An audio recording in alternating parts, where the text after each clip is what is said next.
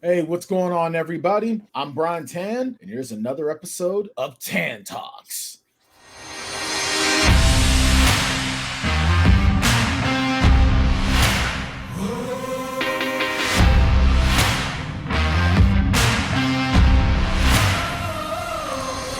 I'm back here again with my very good friend, Miss Katie Salidas. Happy to be back. Thanks for having me, dude. Absolutely. We're talking Book of Boba Fett, Chapter 4. The previous episodes have sort of been a nice mix of the past and the present, but this time we were exclusively in the past, except for like the last 10 minutes. Yeah, and I think this is the last backstory we're gonna get. I think that the way when he stepped out of the Bacta tank and the little robot said, you're healed. I think that was kind of the clue to the audience that, okay, we're done with the backstory, guys. We're all caught up. From now on, we're going forward. Although I do like some of the backstory. I do too. I really enjoy seeing the vulnerability of Boba Fett, but that vulnerability of Boba Fett is also sort of a little bit of a beef that you and I both seem to agree on a little bit.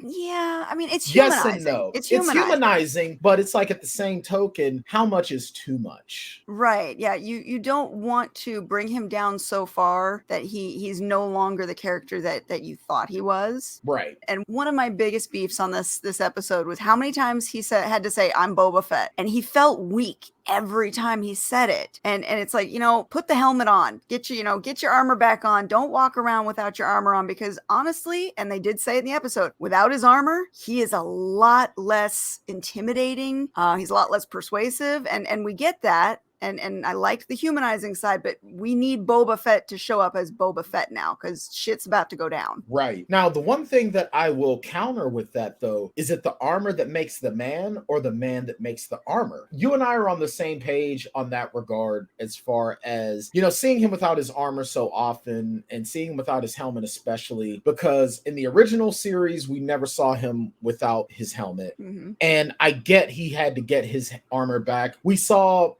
the whole story of him getting his armor back in the previous season of The Mandalorian, which was absolutely amazing. I seriously think I'm due for a rewatch of The Mandalorian, to be honest. Well, yeah, because Mando's coming back. Right. In the next episode or the episode after, we're getting Mando again. You heard the music at the very end of the episode.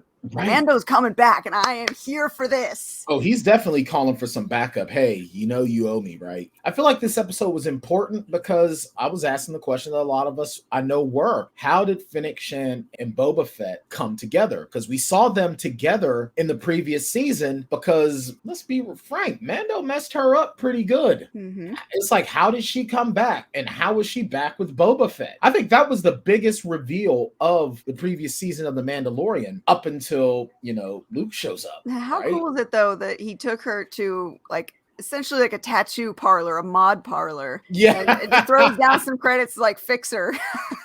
They took her to the mod parlor and got her all fixed up, which gives us the explanation we needed. Mm-hmm. And then she owes him a life debt, so she's got to go help him out. And I like that they're not exactly best friends at the start. And right. He's really trying. He's showing that softer side. He's trying to earn her respect. He's trying to do the right thing while he's gunning people down with his ship once he gets it back, which I think I love that moment. That was a Boba Fett moment right there. It really was. As soft as he's been, to watch him when he got the fire spray, because I guess we can't call it Slave 1 anymore. I think they've kind of washed that out. They changed that. So he's back in his ship, and he's just mowing people down like nobody's business. Well, and I love the fact, and I really like how you brought up the softer side. And Fennec Shand even says, living among the sand people has made you soft. Mm-hmm. In a lot of ways it has. But is it he's soft or is he evolving? I would say evolving, because he now understands how important having a team at your back is. And I think that's what he wants. He doesn't want to be just a stupid mob boss. He wants to be somebody who's part of a group that has respect and that loves each other in whatever way they love each other.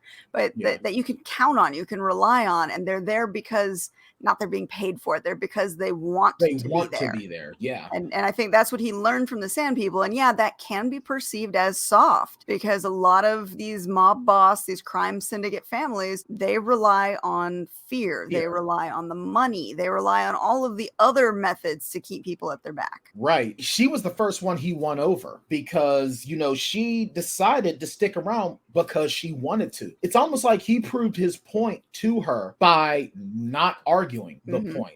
I think the one thing about Boba Fett that has never really been done, it's just, we just see he's cool. He's a badass. Yeah. But this guy has charisma. He makes you want to follow him.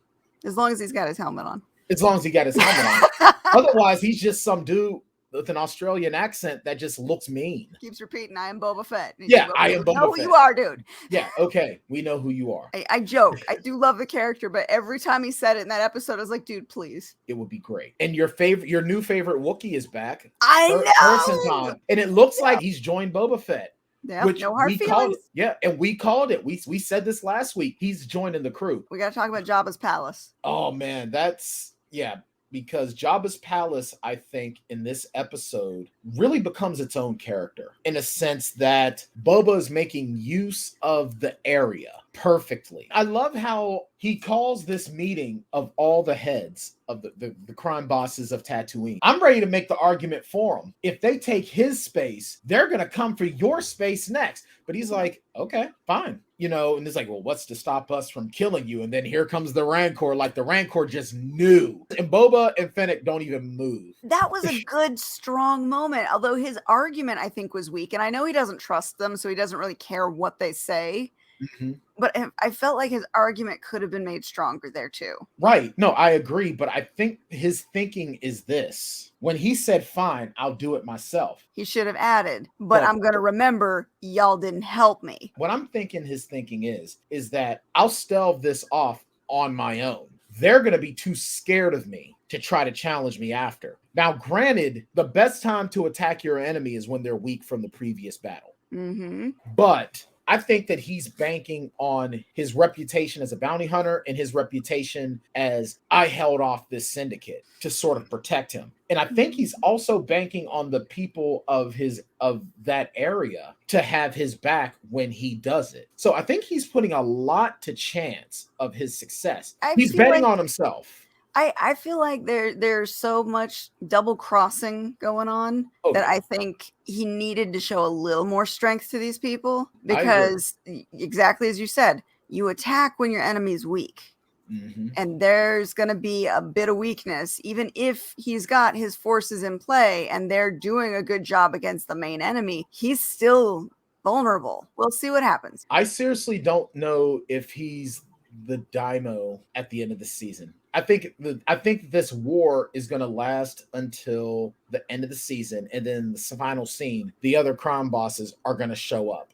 They're either going to show up to try to take him on, and that's going to lead us into season 2, or they're going to pledge their loyalty to him, and then he becomes the crime boss of crime bosses. That's kind of what I'm looking at, but I'm also thinking, you know what? Maybe he loses the war, him and Fennec escape, and then it's like, what next? Katie, anything else you want to throw in on this episode of Book of Boba Fett? Anything that you think we're probably going to see in this upcoming episode? Because he says a war is coming and we got to be ready. So a couple things. There's some fun stuff I wanted to touch on because I do think going back to Jabba's palace again in the flashback where he's getting his ship back, there's a few moments I felt like were callbacks to the prequel series. So when he gets in there and he's trying to maneuver the ship around and he's knocking it over, that reminded me of when he's on the platform in Camino doing that. But it also reminded me of that Anakin Skywalker moment where he's also messing with a ship trying to figure out how to get it. From Phantom Menace. Yeah, it was funny. I thought it was hilarious how they were kind of playing really off that. Good.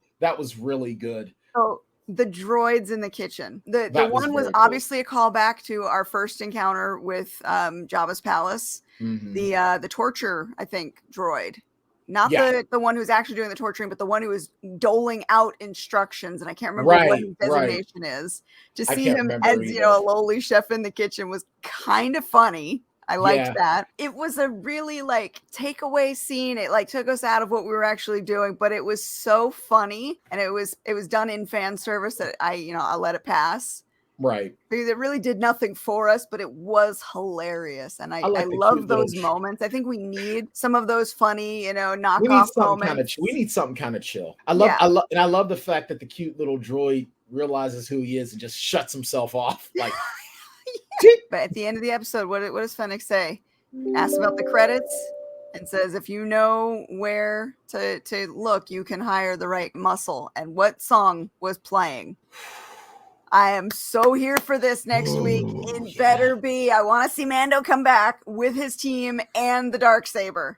Absolutely. I am definitely down for more Darksaber goodness because damn. All right. Hope you guys enjoyed this week's episode. Make sure you hit the subscribe button and then click the little bell icon to get notified for either some or all of our Plotaholics content. Katie, thanks so much for joining us. We'll see you next week.